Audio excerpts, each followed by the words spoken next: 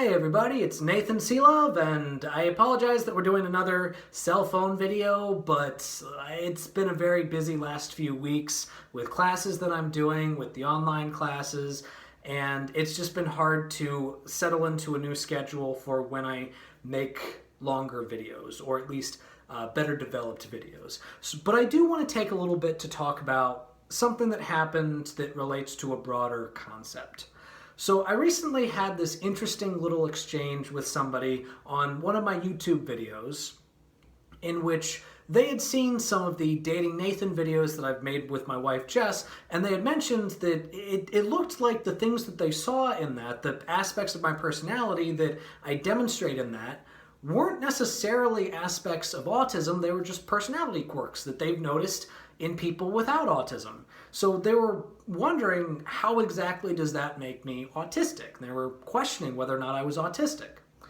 And I've talked about armchair diagnostic before, and I have discussed this on the channel and how it can be kind of problematic for people to automatically make those assumptions.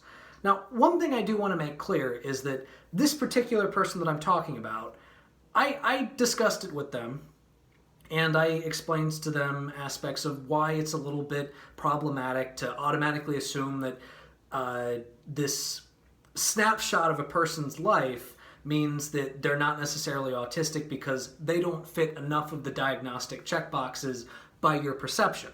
And once I spent some time explaining to this person, they seemed to understand it, they even apologized to it, and they recognized that they did need to do more research and do more understanding. So the person that I'm referring to, if you're watching this video, I would like to say that I do appreciate you being willing to learn and you being open to learning more about autism.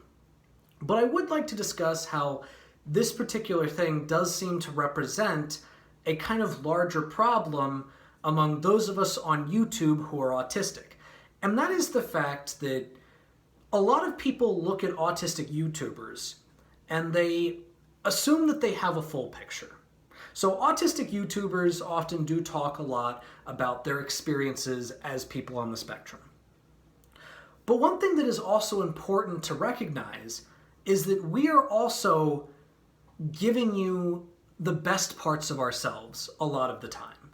And what I mean by that is when I'm in front of the camera, I am trying to do as much as I can to seem very, calm and collected, and sometimes energetic when I'm trying to be engaging, but for the most part, the me that I put in front of the camera appears to be, and I hate to use this term, but normal.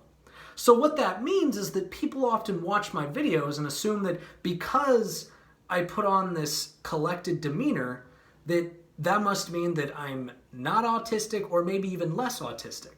But one thing that I want people to recognize is that autistic YouTubers are autistic off the camera as well.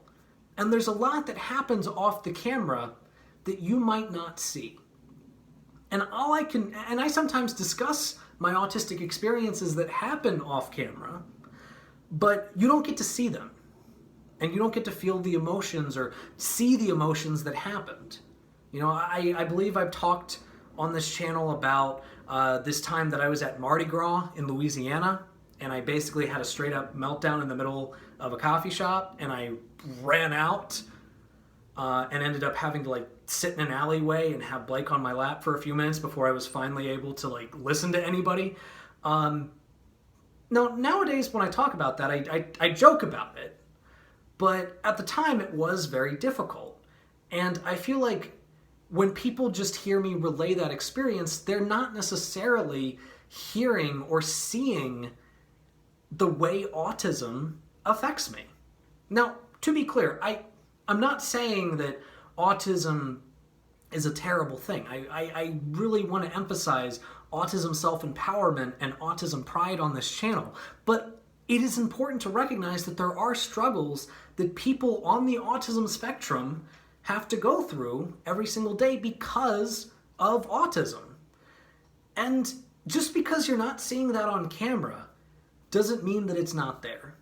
So what I would like to encourage people that may be scrolling through different autism channels or trying to learn more about autism, don't automatically assume that because the persona that a person puts on a camera, or at least the best version of themselves that they put on a camera that doesn't appear to be autistic, or at least that doesn't appear to strike up a lot of the traits that you have come to know to be associated with autism, that must mean that that YouTuber is either less autistic or not autistic at all. So please be conscientious of that, and please be aware that a lot of us are used to having our experiences invalidated, and a lot of people don't mean to do that. When a lot of people say you don't look autistic, a lot of people mean that as a compliment. But I do want people to know that it doesn't feel that way. It does kind of feel like our experiences are being invalidated. And if you have made this mistake, I'm not trying to call you out as like a terrible demonic person. I'm just trying to explain that I hope that after watching this video that you are a little bit more conscientious of this in the future. That's today's video. Thank you so much for watching. If you like this video, please give it a like, a share, and if you haven't already, subscribe to the channel, check out some of my other stuff, and if you want to support the channel in other ways, support me on Patreon, and you will see me in the next one.